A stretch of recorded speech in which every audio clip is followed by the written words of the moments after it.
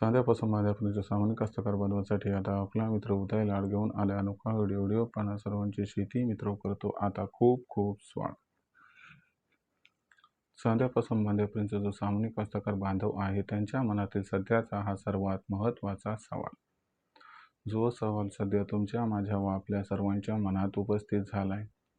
जो सवाल साध्यापासून बांध्यापर्यंत प्रत्येक सामान्य सोयाबीन उत्पादक कास्तकार बांधव हा विचारायला लागलाय. ज्या सवालाच्या अनुसार अखेर जुलै महिन्यात आता देशांतर्गत बाजारामध्ये सोयाबीनचा दर हा वाढणार की मग घटणार.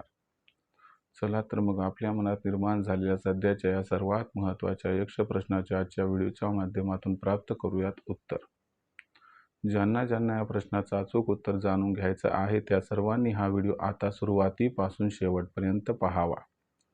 जिथं आपल्या सर्वांना व्हिडिओ पाहत असताना मनापासून आवडल्यासारखा वाटेल तिथंच व्हिडिओला लाईक करा.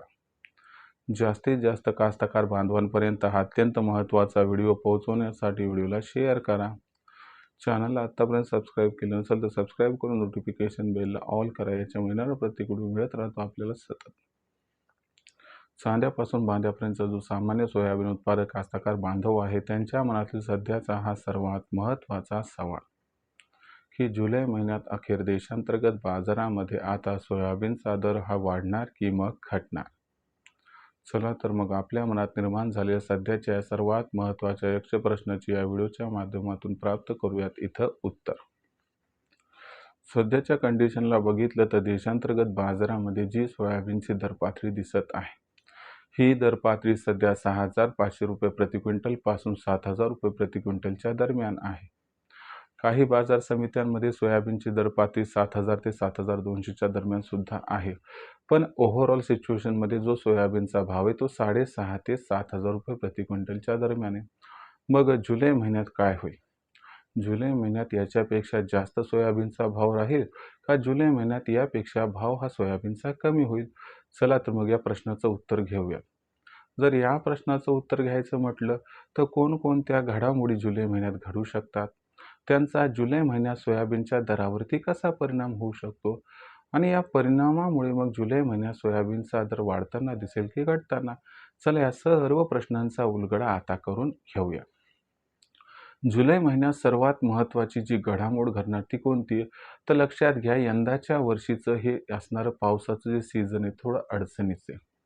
त्याच्यामुळे आपण बघत आहात की जून महिन्यामध्ये आपल्याकडे पाऊस काळ एरवी होतो त्यापेक्षा बराचसा कमी झालाय.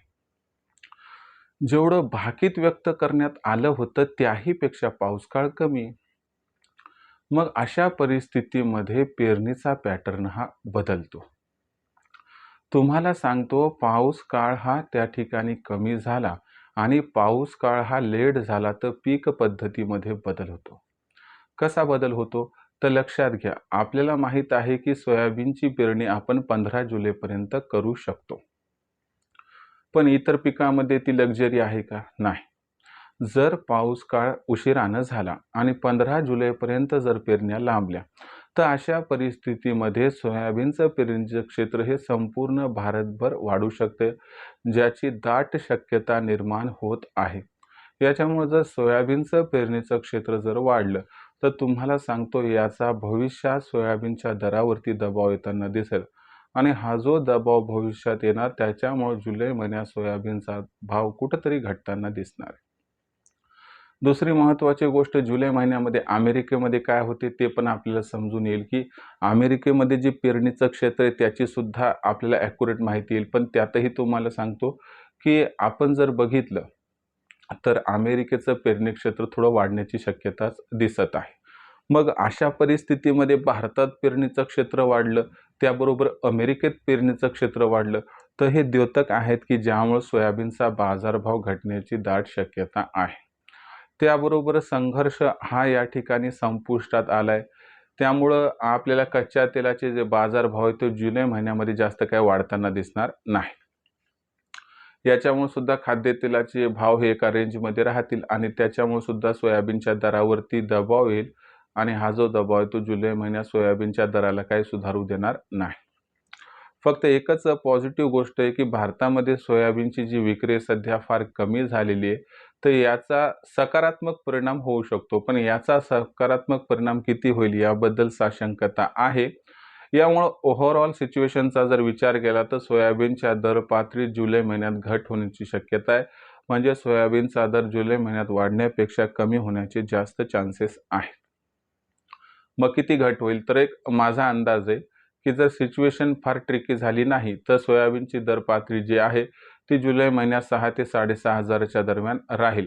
समजा अपवादात्मक परिस्थितीमध्ये समजा दर हे 6,000च्या खाली एखाद दुसऱ्या वेळी आले तर त्यातही आश्चर्य वाटायला नको. मग अशा परिस्थितीमध्ये ज्यांच्याकडे सोयाबीन शिल्लक आहे की जे सोयाबीन विक्रीचा विचार करत आहेत, अशा शेतकरी मित्रांची संख्या कमी आहे. पण तुम्हाला सांगतो तुमच्यापाशी असणारं हे सोयाबीन सध्या विकलं तर फार फायदा तुम्हाला इथं प्राप्त होऊ शकतो. म्हणून आपण सोयाबीनची विक्री इथं करून टाका. थांबण्यात काही मजा नाही. तर हा सध्याचा आपल्या सर्वांसाठीचा सल्ला. भविष्यात काय घडेल, सोयाबीनचा भाव कसा राहील याबद्दल अधिक अचूक माहिती जाणून घेण्यासाठी कृपया पाहत रहा आवडतं यूट्यूब चॅनल शेती मित्र. व्हिडिओमधील माहिती आपल्याला आवडली असेल तर व्हिडिओस लाईक करा.